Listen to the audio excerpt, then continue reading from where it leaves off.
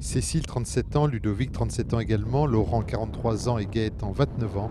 4 sportifs confirmés en pleine préparation pour rallier le Puy au Grau-du-Roi lors d'un raid. C'est le Raid in France. Donc ça se passe du 13 au 20 septembre, entre 5 et 7 jours de course, en autonomie presque complète avec quelques zones de ravitaillement. Donc avec des multi-activités qui seront le VTT, le canoë, le raft, la spéléo, l'équitation, des ateliers de corde aussi et puis du trek, voilà, sur à environ 5 à 600 km de course. La particularité de la course, c'est que c'est une course en orientation totale et souvent avec des gros dénivelés. Donc en VTT, des passages où les gens auront plutôt l'habitude de passer en marchant, nous on va les faire en VTT. Du coup, on s'entraîne un peu sur des portages VTT, généralement longs. Il faut aussi s'entraîner à descendre, car voilà ce qui peut arriver sur ce genre d'épreuve. Mais pas de quoi entamer la bonne humeur de ce groupe très soudé. On a une équipe pas forcément hyper physique, mais l'important c'est l'homogénéité de l'équipe et puis l'entente aussi également. Donc nous on va là-bas surtout pour se faire plaisir et puis on sait qu'on est une équipe qui tiendra le choc, qui est très homogène, qui s'entendra bien parce que c'est vraiment quelque chose de très important.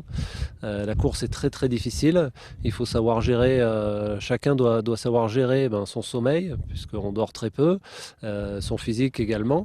Et puis surtout gérer aussi ses coéquipiers parce que c'est pas toujours facile de s'entendre, surtout quand on arrive des fois à se perdre. Et puis faut essayer beaucoup d'entraide sur ce genre de course.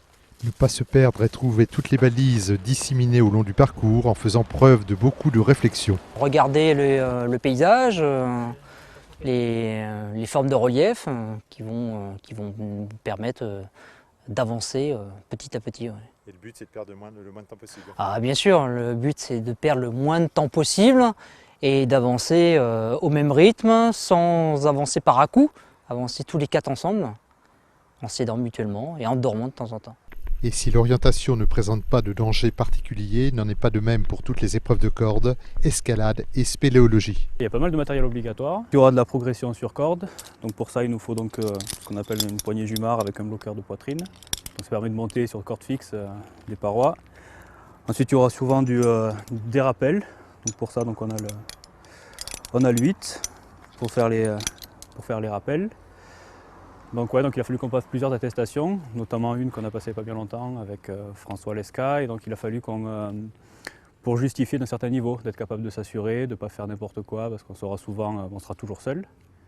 Il y aura, sur les gros points de difficulté, il y aura toujours un BE, mais il sera là pas pour nous assister, pour vérifier qu'on sache faire. Il faudra qu'on soit autonome, parce qu'on sera souvent donc, de nuit, avec la fatigue, plusieurs jours sans s'être reposé. Donc il faudra être capable de ne pas faire n'importe quoi, d'être toujours assuré en sécurité, et puis veiller les uns sur les autres, parce qu'il faut qu'on arrive tous ensemble entiers. Des épreuves aquatiques sont également au programme. On va avoir du canoë en eau vive, certainement une descente de rivière, et également du rafting. Donc par contre on ne sait pas où on navigue parce que tout est secret. On sait seulement qu'on aura au total 115 km et dont des grosses portions de canoë. Peut-être que ça sera très plat et là il faudra beaucoup tirer sur les bras. Ou peut-être que ça sera très agité et alors là, à ce moment-là il faudra bien guider le bateau. Et pagayer bien dans le même rythme. 29 équipes prendront le départ. Objectif pour l'équipe XTTR 63, finir ce raid sans blessure, car sur chaque édition, moins d'une équipe sur deux parvient à franchir la ligne d'arrivée.